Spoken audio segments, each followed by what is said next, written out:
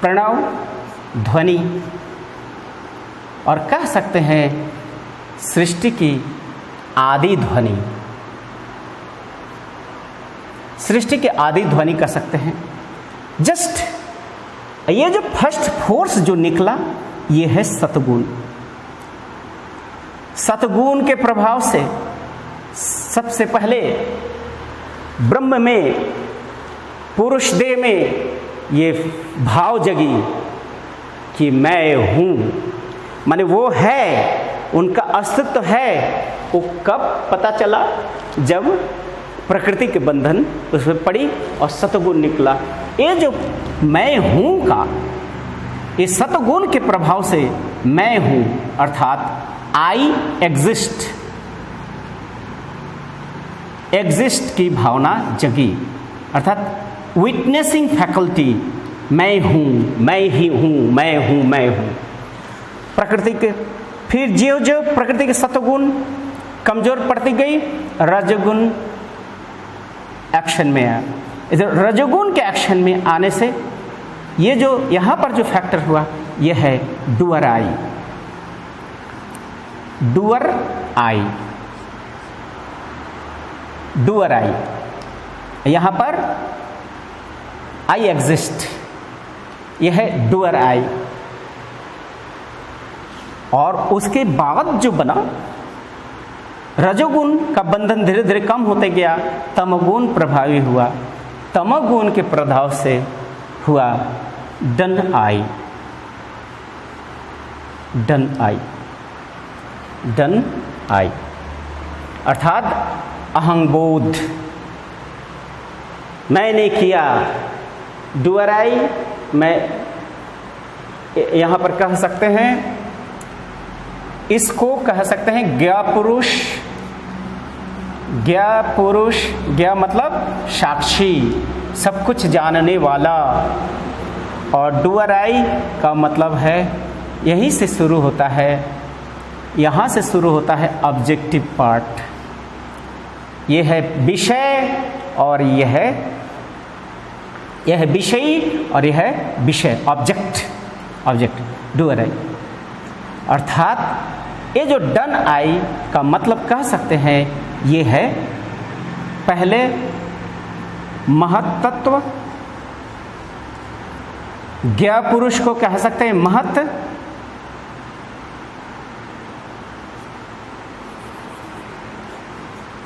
ज्ञा पुरुष के महत्व, और कृत पुरुष जो करते हैं, मैं कर रहा हूं, ये हुआ अहंग,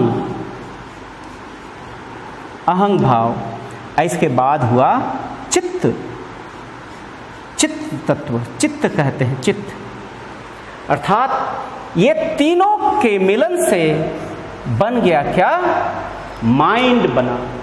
किसका माइंड? कॉस्मिक माइंड, जिसको भूमा मन कहते हैं। ये तीनों के मिलन स्वरूप हुआ भूमा मन, कहते हैं कॉस्मिक माइंड, कॉस्मिक माइंड। ये भूमा, अब ये फोर्स रुकती नहीं है, फोर्स अपना काम कर रही है। अब लास्ट में ये चित्त तत्व, चित्त अपना काम कर रहा है, तमोगुण का प्रभाव होते जाए, तमोगुण ज्यों ही तमोगुण का प्रभाव पड़ रहा है और ये चित्त स्थूलीभूत होकर आकाश तत्व का निर्माण करता है, इथेरियल फैक्टर, और स्थूलीभूत होकर वो एरियल फैक्टर, एरियल फैक्टर बनता है, और स्थूलीभूत होकर वो इग्नियस फैक्टर बनता है, इग्नियस माने अग्नि तत्व, और स्थूलीभूत होकर फ्लूइडल फैक्टर, फ्लूइडल, फ्लूइडल फैक्टर, और लास्ट में बन रहा है सॉलिड फैक्टर, सॉलिड फैक्टर। अर्थात कह सकते हैं कि अनादि अनंत ब्रह्म, अनादि अनंत ब्रह्म प्रकृति के बंधन में आकर धीरे धीरे भूमा मन बना। ये जो भूमा मन को ही कहते हैं पुरुषोत्तमः। पुरुषोत्तम यही है पुरुषोत्तम, यही है सगुण ब्रह्म। ये है निर्गुण ब्रह्म, ये हो गए सगुण ब्रह्म। अब दो पार्ट पाते हैं, एक निर्गुण जहाँ पर कोई निस्तरंग निश्चल शाश्वत अपरिवर्तनीय सत्ता है, वहीं पर प्रकृति के बंधन से फिर धीरे धीरे स्थूलीभूत होकर जो बना ऑब्जेक्टिव माइंड, जिसको हम पुरुषोत्तम कहते हैं, सगुण प्रकृति के बंधन में आया, वो है सगुण। ये सगुण ब्रह्म है, यही है पुरुषोत्तम। इसी को कहते हैं लीलाधीश, लीलाधारी, लीलामय पुरुषोत्तम। इन्हीं से ही सृष्ट हो रहा है ये पंच तत्व। ये पंच तत्व आप जानते हैं कि पांच तत्वों के ही जहाँ पर प्रोपोर्शनेट बैलेंस्ड प्रोपोर्शनेट होने के कारण पहला जीवन का सृष्टि हुआ, लाइफ का सृष्टि हुआ। एक कोशिकीय, ये जो एक से अनेक होने की जो प्रक्रिया है, एक थे अनेक हुए, इसी को कहते हैं संचर। संचर धारा, एक से अनेक हुए, फिर यही अनेक फिर सूक्ष्मता धारण करके सटलिफिकेशन के कारण एक कोशिकीय जीव बना, जीवन का सृष्टि हुआ। तो कह सकते हैं ये है मैटेरियल कॉज, ये है मैटर। मैटर की उत्पत्ति कहाँ से हुई? चित्त से, कॉस्मिक चित्त से, भूमा चित्त से सृष्ट हुआ ये पंच तत्व। फिर इस पंच तत्व से बना जीव, एक कोशिकीय, बहुकोशिकीय होते होते होते होते जलचर, स्थलचर, प्राणी, फिर पेड़ पौधे, और धीरे धीरे यहाँ पर सृष्टि के सर्वश्रेष्ठ जीव कह सकते हैं ह्यूमन का कह सकते हैं। ये जो अनेक से फिर धीरे धीरे एक की ओर जाना, इसी को कहते हैं प्रतिसंचर।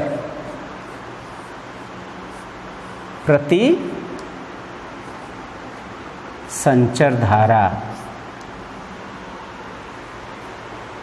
एक धारा में एक थे अनेक हुए, फिर ये धीरे धीरे चित्त का विकास हुआ।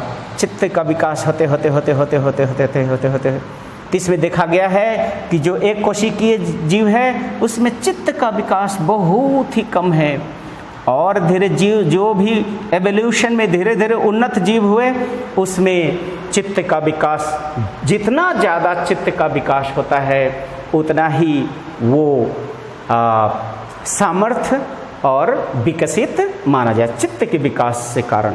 इसीलिए देखा गया है एक छोटे एक कोशिकीय जीव के तुलना में बहुकोशीय जीव उन्नत है, क्योंकि चित्त का विकास, उनमें वृत्तियों का विकास ज़्यादा है। ठीक पेड़ पौधे के तुलना में जानवरों में ज़्यादा विकास है, चेतना के विकास ठीक जानवरों से भी ज़्यादा विकसित है मनुष्य में। अर्थात सबसे ज़्यादा चेतना का विकास जिसमें हुआ है वो है मनुष्य है। तो हम ईश्वर तत्व को अगर देखते हैं तो अब तक हमने क्या क्या पाया? एक अनादि अनंत परम ब्रह्म को पाया जो सबके नियंत्रक है, जो सबका आदि कारण है। उसके बाद ये जो तत्व है, ये जो कस्मिक है, ये है ईश्वर। ये ही कंट्रोल कर रहे हैं ये सारे चीज़ को रेगुलेट यही कर रहे हैं। किसके माध्यम से? मैं हूँ ज्ञ पुरुष, डूअर आई, माने सारी चीज़ यहीं पर। अर्थात ये जितने कुछ हम देख रहे हैं सब कुछ इस कॉस्मिक माइंड के अंदर है, इस भूमा मन के अंदर है। ये जो कुछ है, ये पंचतत्व देखते हैं या संपूर्ण सृष्टि जीव इस भूमा मन के ही कल्पना है। इसीलिए कहा जाता है entire universe is the thought projection of the cosmic factor। यही है कॉस्मिक फैक्टर। इसी कॉस्मिक फैक्टर से ही संपूर्ण सृष्टि हुई है, संपूर्ण जगत की सृष्टि हुई है, संपूर्ण मानव जाति की सृष्टि हुई है। तो यहाँ पर हम ईश्वर तत्व में सबसे पहले निर्गुण ब्रह्म को पाए, निर्गुण ब्रह्म को। उसके बाद पाए हमने सगुण ब्रह्म को। सगुण ब्रह्म प्रकृति के गुण बंधन के बंधन से बंधे हुए सगुण ब्रह्म और सगुण और निर्गुण। अब देखा जाता है ये जो मनुष्य है, ये मनुष्य अपना दुख किसको सुनाएंगे? इनको इनके लिए चोर, डाकू, बदमाश सब एक समान है, सब कुछ एक बराबर है। इनके लिए न सुख है न दुख है, सबसे ऊपर की अवस्था है। इसलिए ये हमारे वेदनाओं को नहीं सुन सकते। और यहां पर जो सगुण ब्रह्म है, इनको सुनाने से क्या होगा? ये तो अपने सृष्टि लीला में लगे हुए हैं। सृष्टि लीला में, प्रकृति के माध्यम से सृष्टि लीला में रचे हुए हैं। कहीं ध्वंस करना, कहीं बनाना, कहीं सृष्टि, कहीं ध्वंस, ये सब कुछ करने वाले यही है एक्शनल फैकल्टी। इसीलिए जहाँ पर ये सृष्टि करते हैं वहाँ पर उनको ब्रह्मा कहा जाता है। जहाँ पर वो पालन कर रहे हैं वो हो गए विष्णु, और जहाँ पर वो प्रलय मचाते हैं अर्थात जीवन, पालन और मृत्यु जिसके द्वारा होता है वो महेश। अर्थात ये एक्शनल फैकल्टी है। परम ब्रह्म मूल तत्व है और बाकी सब एक्शनल फैकल्टी है, एक्सप्रेशनल, मैनिफेस्टेशनल अभिव्यक्तियां हैं, ये नाम है। अब अपना दुख किसको सुनाए? इसीलिए एक और ब्रह्म, एक ब्रह्म का कॉन्सेप्ट आता है, वो ब्रह्म है तारक ब्रह्म। तारक ब्रह्म। तारक ब्रह्म कौन? वो सगुण भी है और ये निर्गुण भी है। सगुण और निर्गुण के बीच में, अर्थात ये सगुण और ये निर्गुण, इसके बीच में सेतु बंधन का काम करता है। इसीलिए कहा जाता है भाव अतीतेतु सेतु तारक ब्रह्म। भाव और भावातीत के बीच में जो सेतु बंधन करते हैं वही है तारक ब्रह्म। तो आप देखिए आनंद मार्ग के दर्शन में निर्गुण तत्व को भी पाते हैं, सगुण तत्व को भी पाते हैं, और सगुण और निर्गुण के बीच में जो बैलेंस रखने वाले, त्राण करने वाले सत्ता तारक ब्रह्म है। तारक ब्रह्म का मतलब है त्राण करने वाले, जीवों के दुख से त्राण देने वाले, मुक्तिदाता वही है, मोक्षदाता वही होते हैं तारक ब्रह्म, जो युग युग में मानव आधार में आते रहते हैं जगत में, जगत कल्याण हेतु। तो मेरा कहना है कि आनंद मार्ग के ईश्वर तत्व में जो जिसको कहते हैं एक्सट्रीम मोनिज्म कह सकते हैं, अद्वैतवाद कहते हैं। एट द सेम टाइम अद्वैत के बाद फिर देखते हैं नहीं, यहाँ तो दो बन गया, एक थे फिर दो बन गए, फिर वही दो से फिर एक बन गए। इसीलिए कह सकते हैं कि आनंद मार्ग का जो फिलॉसफी है वो है अद्वैत, अद्वैत, द्वैत, अद्वैत, अर्थात non dual, dual, non dual, non dual, dual and non dual. ऐसे ही आनंद मार्ग का दर्शन है। आनंद मार्ग का ये जो सृष्टि तत्व है, आनंद मार्ग ये सृष्टि तत्व संपूर्णतः विज्ञान से समर्थित है, और ये विज्ञान सिर्फ भौतिक विज्ञान नहीं है। लोगों को कि मन में जो धारणाएं हैं, जो विज्ञान का मतलब जो कोई प्रयोगशाला में हम प्रयोग करके भौतिक प्रयोगशाला में प्रयोग करते हैं और एक सिस्टमेटिक ढंग से प्रयोग करते हैं, जिसका हमारे पास चक्षुषी इंद्रियगत अनुभूतियों के माध्यम से जो करते हैं उसी को प्रमाण मानते हैं। किंतु जीवन की जो सत्ताएं हैं, जो अस्तित्व है, सब कुछ इंद्रिय अनुभूति के अंदर में नहीं आता है। इंद्रियों के द्वारा हम सब कुछ को जान नहीं सकते।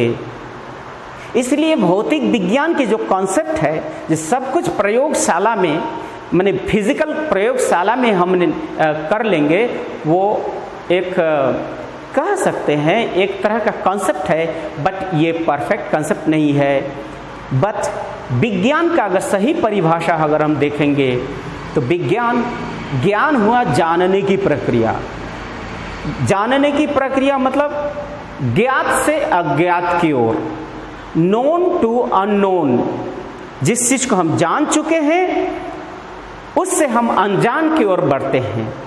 अर्थात हम इस पंचभूत के बारे में बहुत हद तक बहुत कुछ जाने हैं, लेकिन इस पंचभूत की जो आदि कारण है, इन कारणों को अब तक नहीं समझे।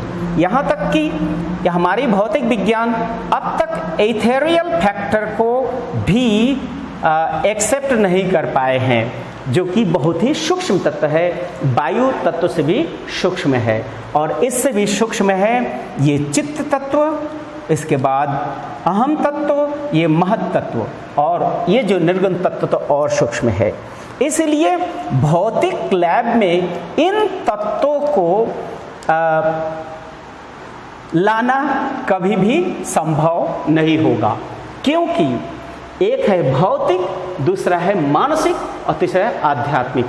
भौतिक विज्ञान कभी भी आध्यात्म के उस चीज को समझ नहीं सकता है। इसलिए भौतिक से मनुष्य को मनोविज्ञान में प्रवेश करना होगा, मनोविज्ञान से आध्यात्म विज्ञान में प्रवेश करना होगा। अर्थात आध्यात्म विज्ञान ही ऐसा विज्ञान है जो सृष्टि के सभी विज्ञान का स्रोत है और आधार है। आध्यात्म विज्ञान ही आदि कारण है। इसलिए spirituality is the source of all science, hub of all science. आध्यात्मिक विज्ञान को जान लेने से इस दुनिया के सारे रहस्यों को इंसान जान सकता है। इसलिए भौतिक विज्ञान और भाववाद, ये दोनों से ऊपर उठकर आनंद मार्ग का जो प्रैग्मेटिक जो दर्शन है, जो भौतिक और बुद्धि, ये दोनों से ऊपर उठकर एक वास्तववादी दर्शन है। इसलिए पाश्चात्य दर्शन में अभी भी भौतिकवाद को एक्सेप्ट नहीं किया है। कारण पाश्चात्य दर्शन कोई पर्टिकुलर रिलीजियन के द्वारा ही उसकी तत्व प्रभावित है, जिसके कारण वो भौतिकवाद के ऊपर अपना डोमिनेशन करना चाहते हैं, लेकिन अपने भौतिकवाद पे डोमिनेट करने से पहले वो भाववादी बन गए, अर्थात एक्सट्रीम आइडियलिज्म को सपोर्ट कर दिया। इसलिए पाश्चात्य दर्शन की जो अवधारणाएं हैं वो सत्य नहीं है और त्रुटिपूर्ण है। इसलिए कोई भी भाववादी दर्शन इस सृष्टि के रहस्य को उजागर नहीं कर पाया। वास्तववादी आनंद मार्ग का दर्शन ही इस सृष्टि के सृष्टा और इस सृष्टि, ये तीनों के बीच में एक संतुलन स्थापित किया है, और यही एकमात्र विज्ञान है। इस विज्ञान को जानने से दुनिया के सारे रहस्यों को, अर्थात मेटाफिजिक्स को हम जान सकते हैं। अर्थात ईश्वर तत्व और मेटाफिजिक्स, ये दोनों चीज इसी में आ गए। इसलिए ये जो कॉन्सेप्ट है आनंद मार्ग का, सर्कल ऑफ क्रिएशन, एक अभिनव है, क्रांतिकारी है, युग क्रांतिकारी है। अर्थात विज्ञान के क्षेत्र में विज्ञान के बहुत सारे रिडल्स है, बहुत सारे पहलू है, और कह सकते हैं बहुत सारे अनसुलझे प्रश्नों का उत्तर आनंद मार्ग का ये दर्शन दे चुका है। इसलिए आनंद मार्ग के दर्शन ही मानव जाति को संपूर्णतः पूर्णता की ओर, परफेक्शन की ओर ले जा सकता है। धन्यवाद, नमस्कार।